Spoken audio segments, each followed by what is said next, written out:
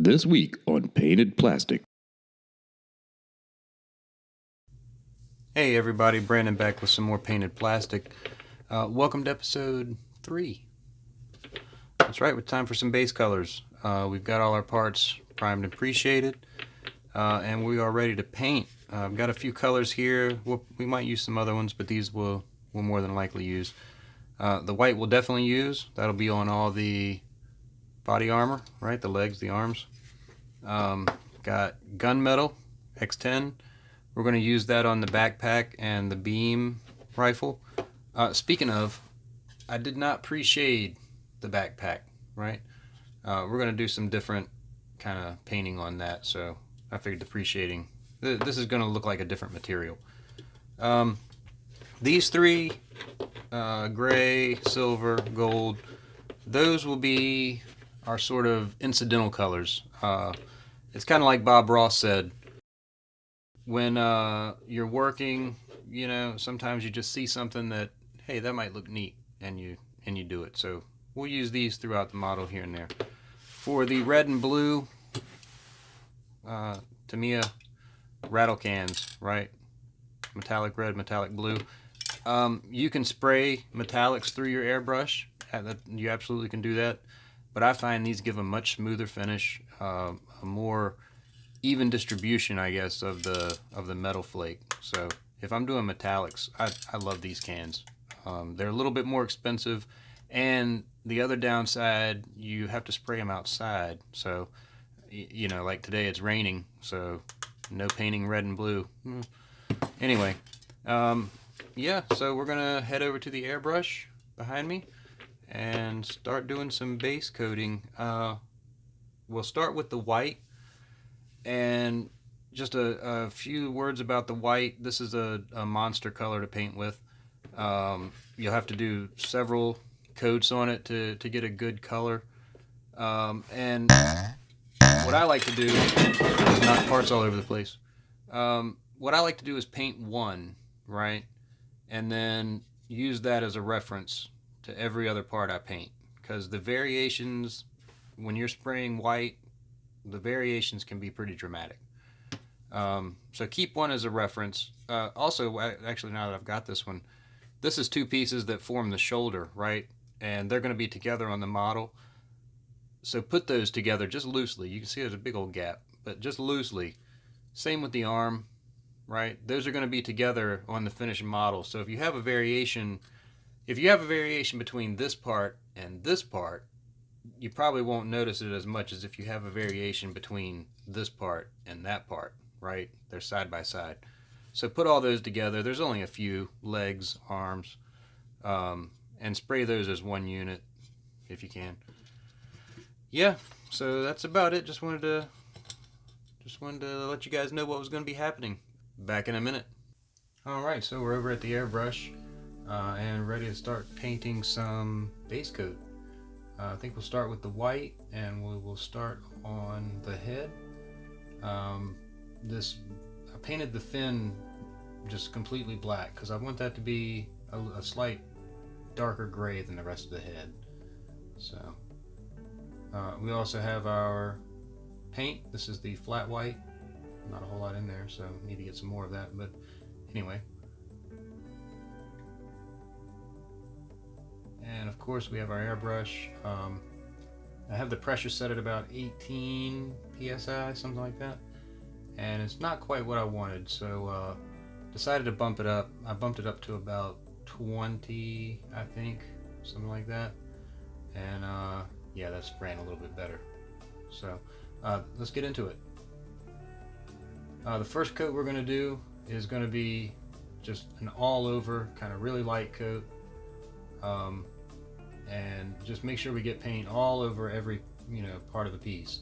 After that, give it a little time to kind of flash off, and now you'll see I'm going in and just concentrating on the center of panels, trying to get a more concentrated color in the center and feathering it out just to save some of that pre-shading.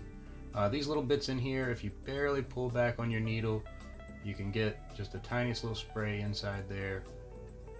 We'll have a special plan for that. Just be real careful when you're shooting those. Yeah, it's really easy to spray too much paint. now I'm going back over, making sure, you know, I have the right saturation and the right variation and all that stuff. But yeah, just take your time with this white, you know, let it dry a little bit, hit it again, let it dry a little bit, hit it again. And yeah, that looks pretty good right here. Get a little bit on the tops, make sure they're good and covered. Looks pretty good though. I will use this piece as a reference for the rest. So the next piece is the shoulder armor, and I just happened to grab it. But again, the first coat just all over. Make sure you get a, oh, I think I ran out of paint right there. Anyway, make sure you get a nice all over coat. You know, see the blacks start to gray out, and then start to go in right here. You can really see where I'm aiming for the centers and trying to feather out. You know, it's not a hard technique, but it, you know, it takes a little practice. You know, you're controlling your paint flow more than anything. But yeah, that's how you retain some of that pre-shading, but still get a piece that looks, you know, nice and white. So now just compare it to the head. Yeah, doesn't look quite enough. Yeah, a little gray still. So yeah, so one more coat. Yes, one more coat. And this is a really light coat. It's kind of an all over coat. I don't want to lose any of the gradation. Compare it again. And yeah, I think that's, yeah.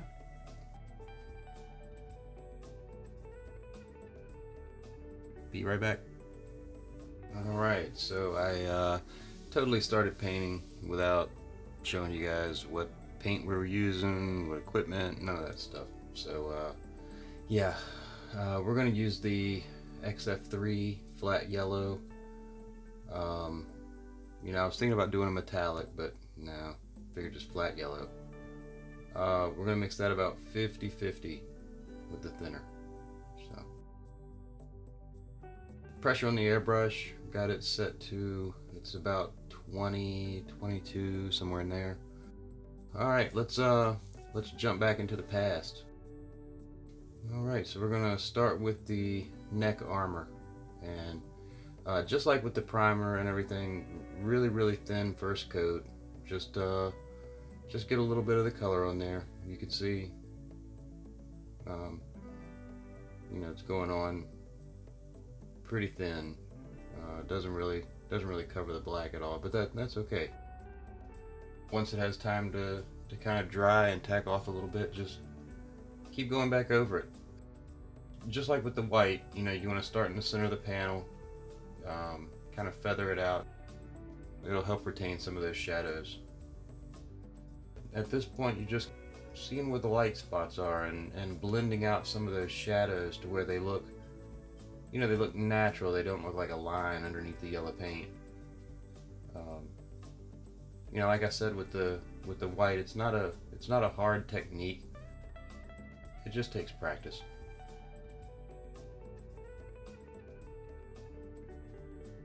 So now I think I'm just going over one more quick coat just to, you know, kind of get it to the saturation that I want.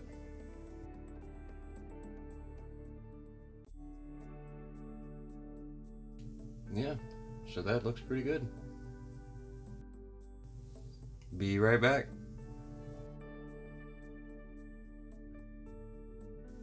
And we're back, and it's time to spray some gunmetal. Yes, gunmetal. This is a beautiful color. We'll be mixing it with the X-78, of course, and I say 50-50, but it's a little bit thinner for the metallics. They can be a little finicky. I got my airbrush at about 20 psi, and we'll get right into the backpack. Just like with all the rest, the first coat is just a light misty coat. Get some paint on there. So the difference with the backpack is there's no pre-shading, so we don't have to worry about, you know, starting in the center.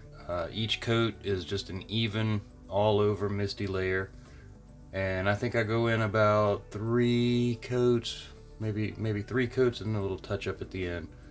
But yeah, all over coats are a lot easier.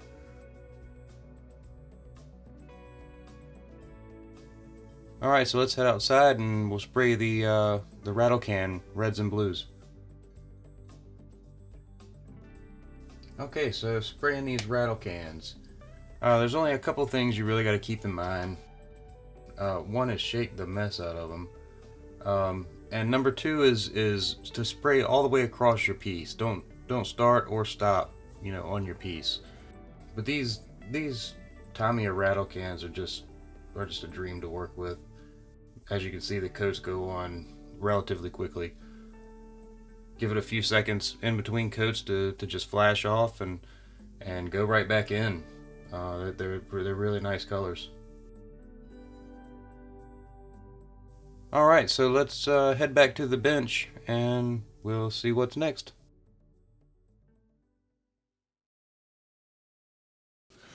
Base coating is done. Got white parts here. Got some yellows and reds and blues and yeah, except for this guy. Found him hiding in the box.